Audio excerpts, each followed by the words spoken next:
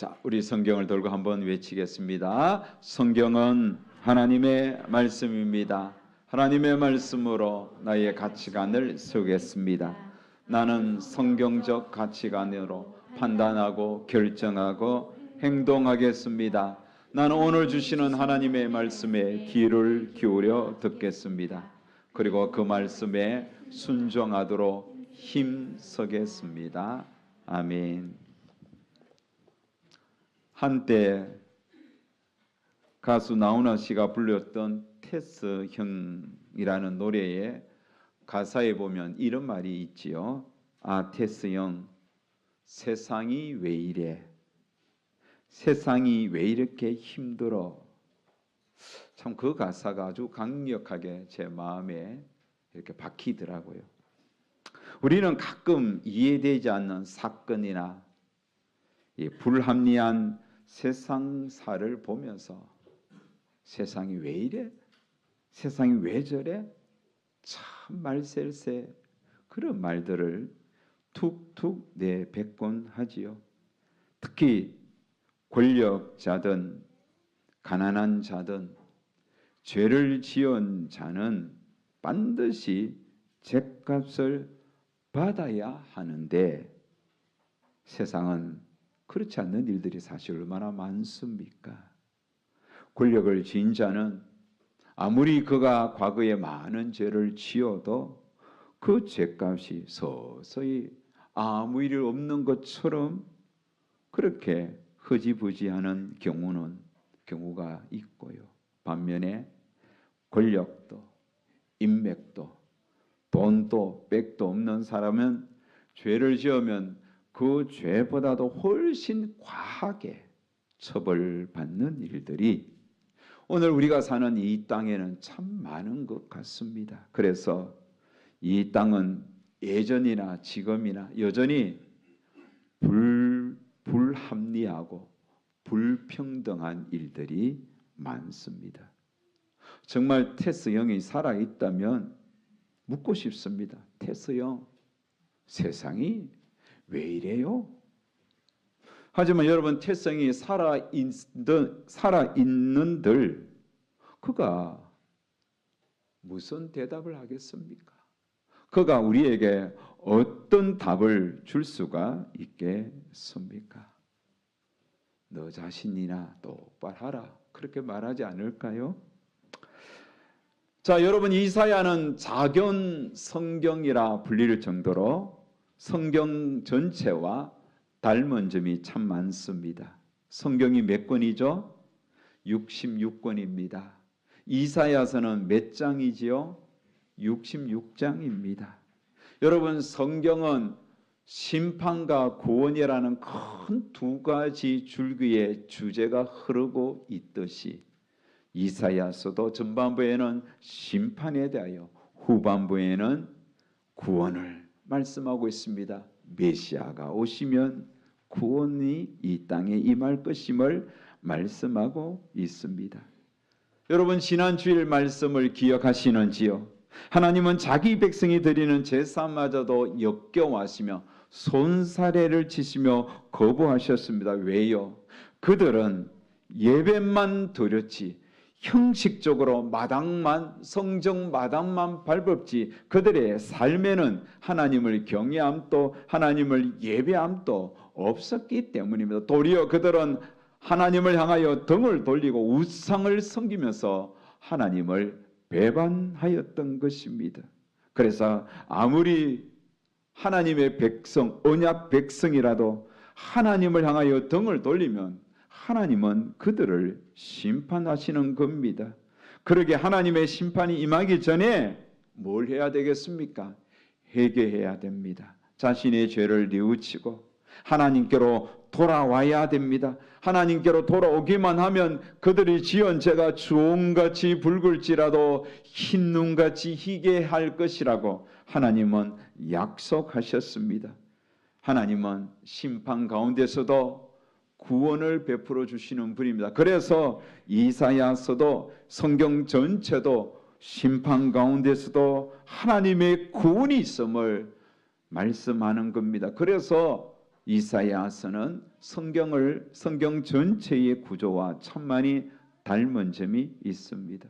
사랑하는 성도 여러분, 우리 하나님에 대하여 우리는 늘 알아야 되겠습니다. 오늘 예배를 시작하면서 시편 103편의 말씀을 제가 묵상 시작하면서 그렇게 읽어드렸지 않습니까? 하나님은 어떤 분이라고 했습니까? 하나님은 은혜로우시고 자비로우시고 노하기를 더디하시고 인애가 크신 분이십니다. 하나님은 은혜와 긍휼이 풍성하신 분이십니다. 그래서 하나님은 심판하시기를 기뻐하시는 분이 아니라 구원하시기를 기뻐하시는 분이십니다. 하지만 그렇다고 하나님은 심판하지 않는 분이 아닙니다. 악은 반드시 심판합니다. 죄는 반드시 심판하십니다. 심판하시되 자기 백성이라고 절대로 봐주지 않습니다. 그가 선인이든 악인이든 죄를 지었으면 반드시 하나님은 심판하시는 것입니다. 우리 하나님은 절대적으로 공평하신 분입니다. 이중적인 잣대로 가지고 부자에게는 봐주고 가난한 자에게는 엄중하게 처벌하는 그런 인간 권력자들처럼 그렇게 하나님은 하시지 않습니다. 다시 말하여 어떤 이의 죄는 못 본 척하고 어떤 이의 죄는 과도하게 심판하는 이런 편협된 심판의 잣대를 하나님은 갖고 계신 분이 아닙니다. 하나님은 늘 공평하십니다. 공정하십니다. 그래서 선인이든 악인이든 부자든 가난한 자든 죄를 지었다면 반드시 심판의 채찍을 드십니다. 그 사실을 이사야서는 우리에게 계속 밝혀주고 있습니다. 이사야서 13장에서 23장에 보면 하나님의 심판 메시지가 각 나라에 임하고 있음을 소개합니다. 하나님의 심판을 경고한 나라들 보면 13장에서 23장에 보면 여러 나라들이 등장합니다. 13장, 14장, 21장에 보면 바벨론이 등장하고 15장, 16장은 모압이 등장하고 다메섹은 17장에 등장하고 18장 구스 이디오피아가 등장하고 19장은 애굽 이집트가 등장하고 21장 두마 21장에 또 아라비아 23장에 두로와 시돈. 여러분 이 나라에 대해서 하나님은 심판하시겠다는 겁니다. 왜요? 그들이 악을 행했기 때문에, 그들이 죄를 지었기 때문에. 여러분 그 백성들 중에 착한 사람도 얼마나 많겠습니까? 하지만 그 백성들 자체가 근본적으로 죄를 짓고 악을 행하였기 때문에 하나님은 심판하시겠다는 겁니다. 자, 그러다가 오늘 우리가 읽었던 24장에서는 어떤 내용이 등장합니까? 24장에서는 하나님의 심판이 어느 한 특정 나라들에게 국한하는 것이 아니라 이제는 하나님의 심판이 전 우주적으로 임하고 있음을 말씀합니다. 그래서 이사야 24장에 보면 보라라고 요청합니다. 보라는 거예요. 뭘 보라는 건가요? 다가올 심판, 다가올 일들을 주목하여 보라는 겁니다. 하나님께서 주목하여 볼 때에 모든 사람들이 보는 그 눈앞에서 심판하시겠다는 겁니다. 하나님이 행하시는 심판은 세상 잣대와는 다릅니다. 세상과는 달리 철저하게 공정하고 공평하게 하나님은 심판하시는 겁니다. 권력자든 가난한 자든 악을 행하는 자든 반드시 악을 행하고 죄를 지었으면 하나님은 심판하시겠다는 겁니다. 그래서 하나님 앞에서는 권력을 진 제사장이나 권력이 없는 일반 가난한 자나 똑같습니다. 종도 상전도 똑같고 여주인과 여종도 똑같습니다. 돈을 빌려주는 자도 돈을 빌리는 자도 이자를 받는 자도 이자를 내는 자도 다 똑같습니다. 그가 누구든 하나님은 공평하시고 차별하거나 봐주거나 하지 않습니다. 하나님은 그가 어떤 위치에 있든 어떤 일을 하든 개의치 않습니다. 중요한 것은 하나님 앞에 죄를 지었느냐 죄를 짓지 않았느냐 거기에 따라 구별할 뿐입니다. 그래서 죄 지은 자는 권력자든 가난한 자든 하든 차별하지 않고 하나님은 반드시 심판하십니다. 하나님의 심판은 사람에게만 국한되는 것도 아니에요. 그 사람 때문에 땅도 그들이 디딛고 살아가는 그 땅도 하나님은 심판하십니다. 땅이 하나님의 심판을 받으면 어떤 결과가 날까요? 땅이 황무지가 되는 겁니다. 땅이 황폐화되는 겁니다. 자, 여러분, 땅에서는 풀이 돋아나고 싹이 트고 풀이 나고 자라서 그곳에서 여러분 각종 먹거리를 제공합니다. 채소도 제공하고 과일도 제공하고 물도 제공하고 여러분 약초도 제공하고 우리가 땅에서 먹고 사는 일들이 얼마나 많습니까? 땅은 우리에게 풍성한 먹거리를 주는데 그 땅이 하나님의 심판을 받으면 더 이상 생기를 가질 수가 없는 거예요. 땅이 우리에게 먹을 것을 주지 못합니다. 땅이 시들고 메마르게 되는 겁니다. 그러면 여러분 땅에서 우리에게 더 이상 살 수 있는 기반을 제공해 주지 못하는 거예요.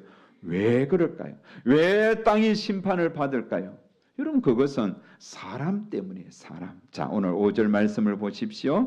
땅이 또한 그 주민 안에서 더럽게 되었으니. 보십시오. 땅이 그 주민 때문에 그 땅에서 사는 사람들의 죄악 때문에 땅이 메마르고 시들고 더 이상 사람들에게 풍성한 먹거리를 제공하지 못한다는 겁니다. 그렇다면 사람이 지은 더러운 죄, 사람이 지은 죄는 구체적으로 무엇일까요? 오늘 본문 성경 5절은 말씀하는데 그것은 바로 영원한 언약을 깨트려 버린 겁니다. 자, 5절 말씀 우리 같이 한번 읽도록 하겠습니다. 땅이 또한 그 주민 안에서 더럽게 되었으니 이는 그들이 율법을 범하여 율례를 어기며 영원한 언약을 깨트렸습니다. 여러분 땅이 저주받은 것은 땅 위에 사는 백성들이 하나님의 율례와 법도를 어기고 하나님의 말씀을 깨트려 버렸기 때문입니다. 그 결과로 하나님의 심판이 임했습니다.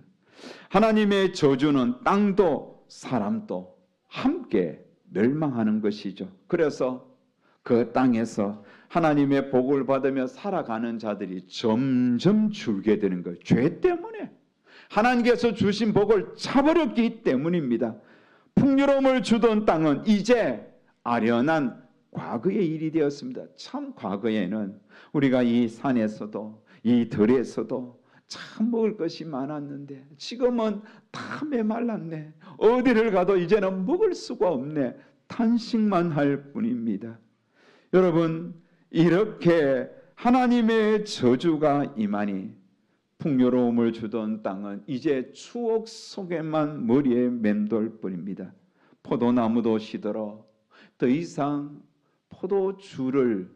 새 포도주가 나오지가 않습니다. 포도 열매가 없으니 담을 수가 없고 포도주를 담지 못하니 새 포도주가 더 이상 나오지 않는 겁니다. 자, 여러분 포도주는 어떤 의미입니까? 고대 사회에서 포도주는 두 가지 상징입니다. 풍요와 기쁨의 상징입니다. 이렇게 풍요와 기쁨, 즐거움을 주는 포도주가 없으니 사람들의 마음이 얼마나 여러분 공허하겠습니까? 더 이상 포도주를 먹고 춤을 추면서 소고를 치면서 수금을 타면서 정말 기쁘고 즐겁게 노래하며 기뻐 뛰는 일이 사라졌습니다.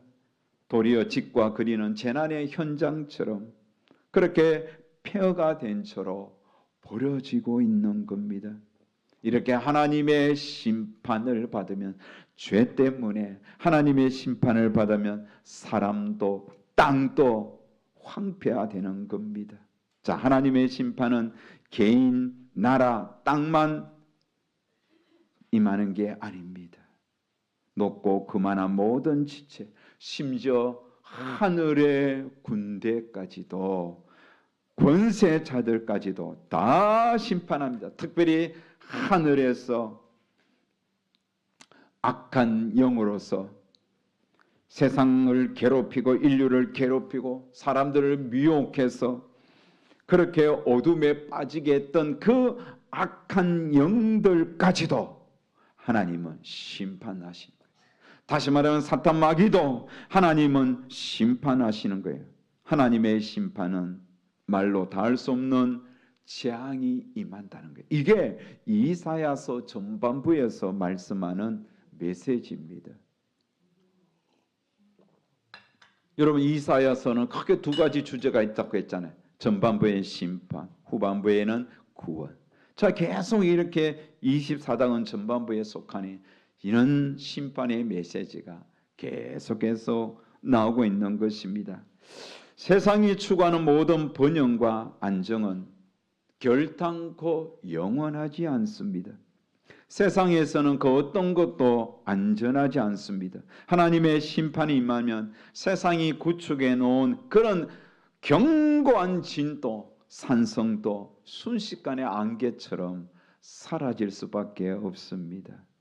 하나님은 그분의 거룩하심과 공의로우심 때문에 죄는 심판합니다. 악한 세상도 심판합니다. 악한 사람도 심판합니다. 그 사람의 악함 때문에 그 사람이 뒤집고 살아가는 그 땅도 황폐케 버립니다. 하나님은 그분의 거룩하심과 공의로우심 때문에 악은 악대로 심판하시는 분임을 알아야 합니다. 우리는 죄는 죽음과 파괴를 가져온다는 사실을 이미 알고 있습니다. 그러기에 여러분, 성도는 죄에 대하여 늘 경각심을 가져야 됩니다. 지난 한 주 우리는 새벽 묵상을 통하여 회개가 얼마나 중요한지 깨달았습니다. 어떤 경우에도 죄를 멀리하도록 힘써야 됩니다.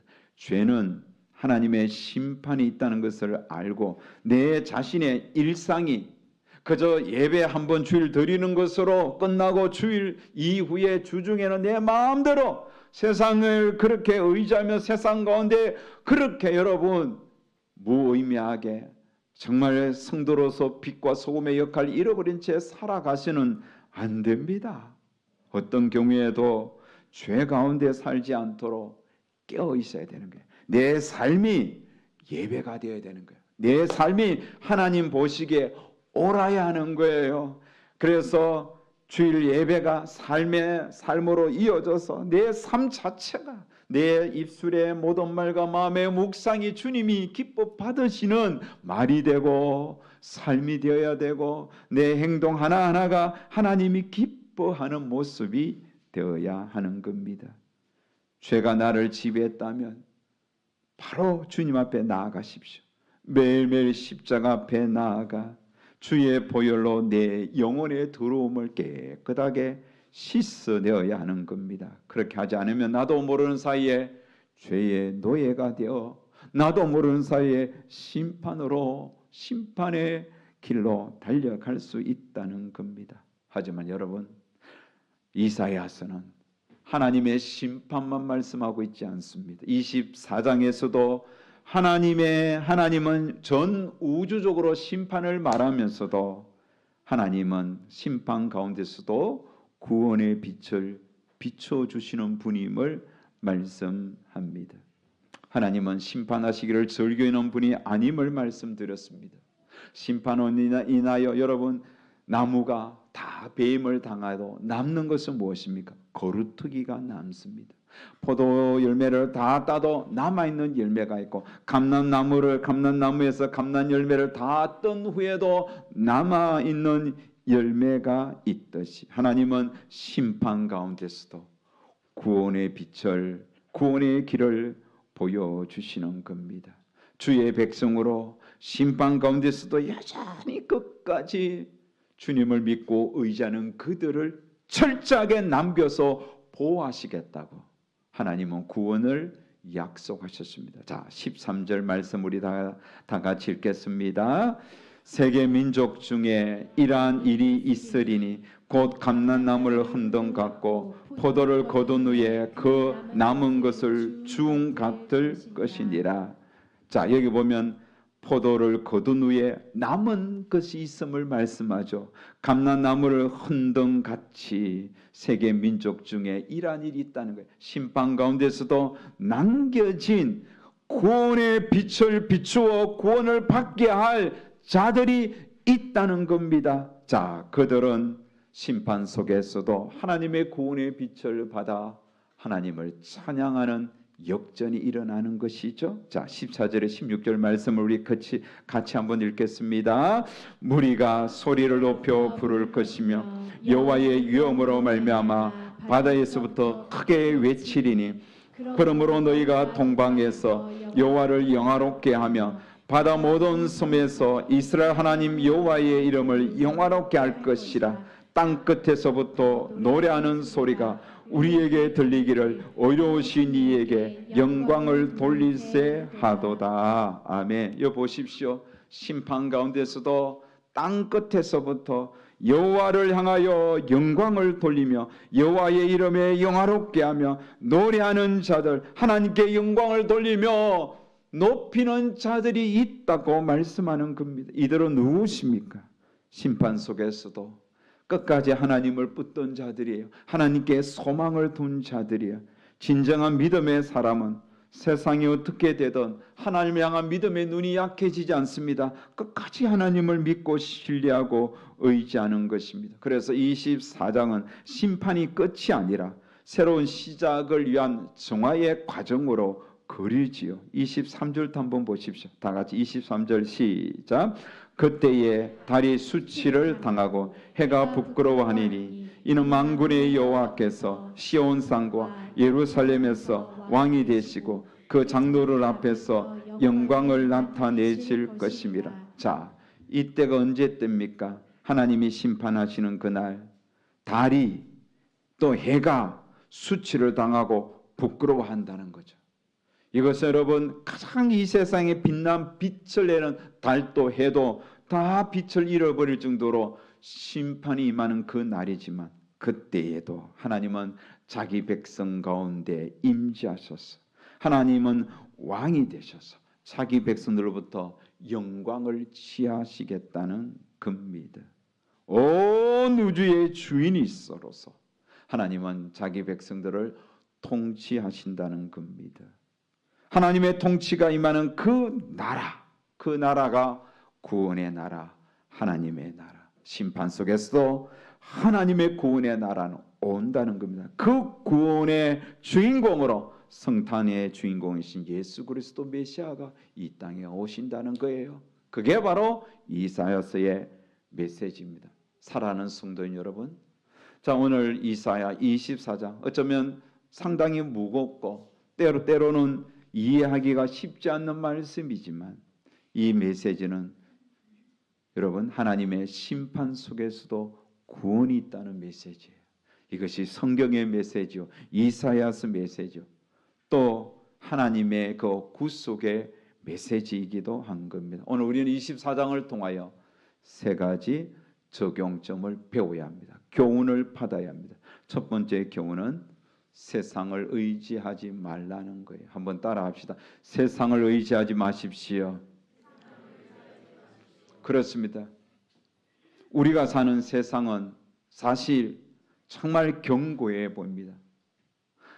가끔씩 우리가 낯선 도시에 가면 예전에 살던 도시가 아닙니다.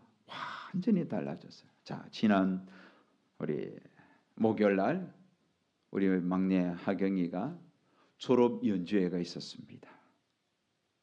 여러분, 그 신림동 관악 캠퍼스에서 이제 졸업 연주회를 했는데 제가 관악구에서 11년을 살았더라고요. 그리고 제가 총신신학대학원 다닐 때 사당동에서 수업하면 맞은편에 언덕에 보면 전부 판자촌이었어요. 그때 함께 갔던 졸업 연주회에 참여했던 우리 동료 목사님 10명이 왔습니다. 늘 앞으로만 다녔는데 한 번도 서울대 캠퍼스 가본 적이 없다고, 한번 땅을 밟아봐야 되겠다고, 그렇게 또 우리 동료 목사님 오시곤 해서 우리 하경이의 졸업 연주회를 기쁨으로 축하해 주었는데, 그러면서 우리가 하는 말이 참 우리 옛날 이 관악구, 서울 봉천동, 신림동, 낭고, 그러면서 엄청나게 판자촌이었고 가난했다고. 근데 여러분, 지금 관악구는 완전히 달라졌어요. 곳곳이 잘 정비된 도로며 또 캠퍼스 그 아파트촌이며 뭐 옛날 여러분 그런 가난한 도시 이미지가 하나도 없습니다.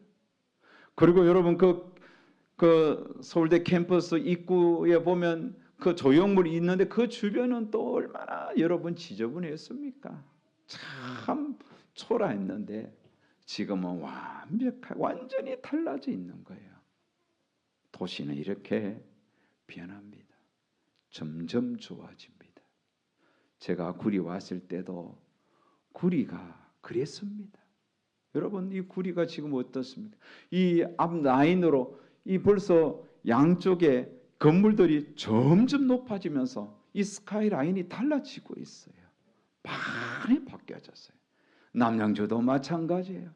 제가 왔을 때만 해도 진짜 남양주는 시골이었어요. 물론 더 가면 아직도 시골 남아있지만 다산 신도시가 들어오군요. 얼마나 좋아졌습니까? 저희 사는 동네 이름도 바뀌었습니다. 부영 아파트에서 뭐 플로리요, 뭐 어른들은 발음도 잘 안 되는데 이렇게 도시도 자꾸 바뀌어집니다. 여러분 과학 기술은 발전하고 도시는 번영합니다. 인간의 능력은 어디까지인지 한계가 보이지 않을 정도로 점점 확장되고 뻗어나갑니다. 요즘 AI 영향으로 우리의 삶 전반에까지 미치지 않은 것이 없습니다. AI로 이제는 모든 것이 다 가능한 시대입니다. 사람의 수명도 점점 늘어나고 있습니다. 점점 늘어나고 있는 거예요. 자동차 자율주행도 상용화가 멀지 않았습니다. 우리 친구들이 좋아하더라고요. 맨날 운전하다가 졸리니까 빨리 이게 자율주행이 왔으면 좋겠다. 그런 이야기를 하는데 자, 그런데 여러분 아무리 세상이 편리하고 살기 좋아도 변하지 않는 거 한 가지가 있습니다. 그건 뭘까요? 사람이 짓는 죄 안 변합니다. 사람은 계속 죄를 지어요. 아무리 살기 좋아도 사람 속에 있는 그 죄, 사람이 악을 행하는 거 이게 바뀌어지지 않는다는 거죠. 점점 더 교묘해지는 겁니다. 인간의 삶이 편리하면 할수록 도리어 하나님의 존재를 잊어버리고 하나님을 향하여 죄를 짓는 모습들이 점점 많아진다는 겁니다. 그러기에 여러분 편리한 세상에서 그 편리함을 우리가 혜택을 누리는 것은 좋습니다. 하지만 하나님을 잊지 말아야 합니다. 너무 세상이 편리해서 하나님을 잊어버리고 살면 안 된다는 거예요. 세상이 아무리 변해도 죄는 없애주지 못합니다. 세상의 문명이 아무리 발전해도 죄는 극복할 수 없습니다. 아무리 AI가 많이 발전해도 죄 문제를 AI가 해결할 수 있겠습니까? 안 되는 겁니다. 아무리 세상이 편리해도 죄를 이겨낼 수 있을 만큼 죄 짓지 않을 만큼 편리한 세상은 절대로 오지 않습니다. 도리어 문명이 발전하고 세상이 편리해지면 죄는요 더 집요하게 우리를 찾아오는 거예요. 더 강하게 우리를 물고 늘어지는 거예요. 죄가 존재하는 한 하나님의 심판은 불가피합니다. 죄는 심판받습니다. 악을 행한 자도 심판받습니다. 그래서 우리 항상 염두에 두고 살아야 됩니다. 뭘? 하나님을 잊지 말아야지. 한번 따라합시다. 하나님을 잊지 말자. 절대로 하나님을 잊으면 안 돼요. 세상 편리에 심취해 하나님 잊어버리지 마세요. 볼거리 많다고 하나님을 보는 눈이 영안이 약해지면 안 돼요. 볼거리 많다고 하나님의 말씀을 보는 것을 등한시하면 안 돼요. 누릴 게 많다고 하나님께서 주신 은혜 안에 머무는 걸 멀리해서는 안 됩니다. 편리한 세상. 하지만 적절하게 불편함이 있더라도 우리 모두 세상 의지하지 맙시다. 할렐루야. 세상 의지하지 말라. 이게 오늘 이사야 24장의 첫 번째 교훈입니다. 두 번째로는 한번 따라합시다. 하나님만을 의지하십시다. 하나님만이 우리의 소망입니다. 하나님은 마치 내 시온에서 왕이 되실 영원한 여호와이십니다. 세상이 아무리 흔들려도 하나님만을 굳게 붙잡고 하나님께 소망을 두고 살아가라. 이게 이사야 24장의 두 번째 메시지입니다. 그래서 우리가 즐겨 부르는 찬송 488장 가사에 보면 이 몸의 소망 무언가 우리 주 예수뿐일세. 우리 주 예수밖에는 믿으리 아주 없도다. 굳건한 반석이시니 그 위에 내가 서리라. 그 위에 내가 서리라. 믿습니까? 우리 모두 그 반석 대신 하나님 위에 하나님만을 의지하며 반석이신 그 하나님의 말씀 위에 우리 자신을 세우면서 살아갑시다. 세 번째 교훈의 메시지는 한번 따라할까요? 복음을 전하십시다. 그렇습니다. 복음을 전하는 거예요. 우리가 이 말씀을 듣는 이유가 뭡니까? 이렇게 세상은 악해지고 편리해도 악해지고 죄는 점점 많아지는데 하나님 그 죄는 반드시 심판하신다. 그래서 하나님을 의지하는 자는 구원을 받는 것이다. 이게 복음이잖아요. 이게 하나님의 뜻이에요. 주님을 알지 못하는 자는 주님 오시는 그날에 반드시 심판받습니다. 그래서 여러분 복음은 어려운 게 아니에요. 죄를 지은 자는 심판받고 죄 가운데서도 회개하고 하나님을 의지하면 구원을 받는다는 것. 이것을 전하는 게 복음이에요. 그래서 이것을 전하라는 겁니다. 세상에는 복음을 듣지 못한 자들이 없습니다. 다 듣지만 돌아오지 않고 있잖아요. 그래서 그들을 위하여 기도하면서 정말 관건하여서라도 교회에 데리고 오십시오. 하나님 말씀을 듣도록 하십시오. 회개하게 하시고 예수님을 믿고 구원을 받도록 하셔야 됩니다. 급합니다.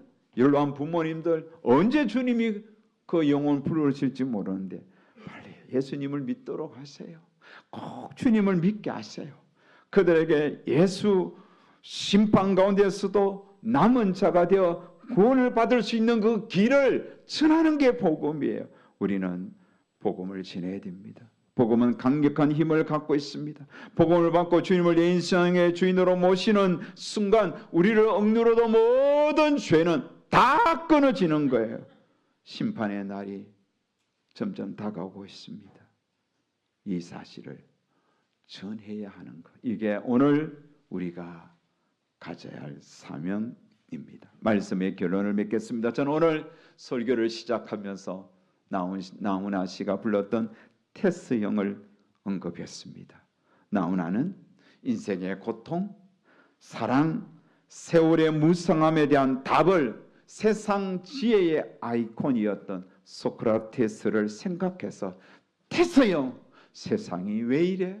세상이 왜 이래 힘들어? 사랑이 왜 저래? 라고 물어보았지만 여전히 그 가사를 보면 답을 찾지는 못했습니다. 그냥 세상이 왜 이런지 사랑이 왜 이런지 모르겠다는 것이 그 노래의 주된 메시지입니다. 하지만 여러분 하나님의 말씀은 정확합니다. 세상이 흔들리고 우리의 삶이 힘든 건 하나님의 영원한 언약의 말씀을 인간이 죄로 인하여 깨트렸기 때문입니다. 그러기에 여러분 세상에 소망을 두고 살지 마십시오. 하나님을 의지하면서 하나님께 소망을 두면서 믿음으로 살고자 힘쓰고 애써야 한다는 이게 오늘 이사야 24장을 통하여 하나님께서 우리에게 주시는 메시지입니다. 그렇게 살기를 주의 이름으로 축원합니다.